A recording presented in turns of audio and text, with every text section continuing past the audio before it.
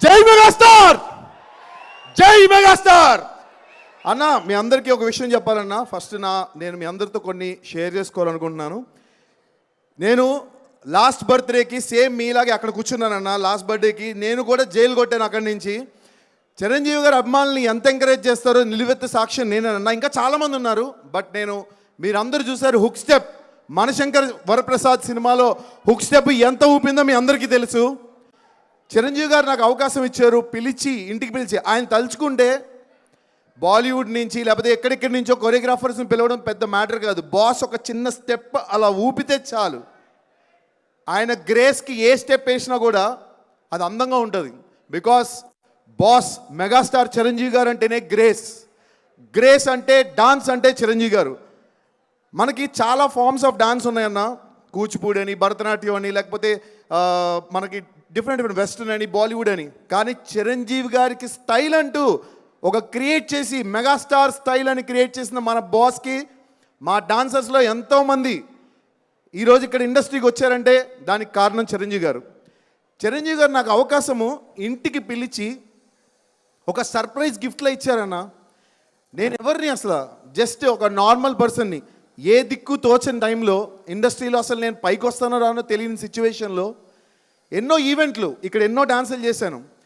చేసినప్పుడు ఎవ్వరూ నన్ను గుర్తించలేదన్న.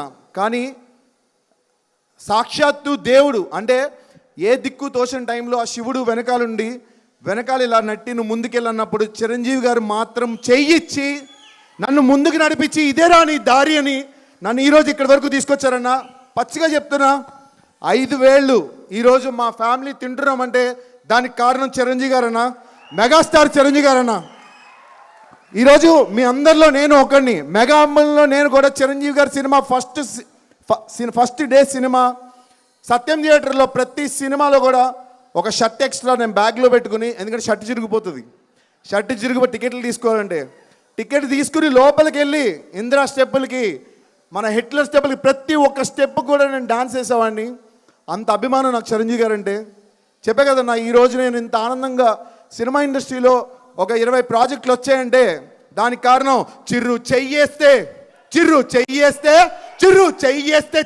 చినిగి చాట అయిపోద్ది. అది చిరంజీవి గారు అంటే.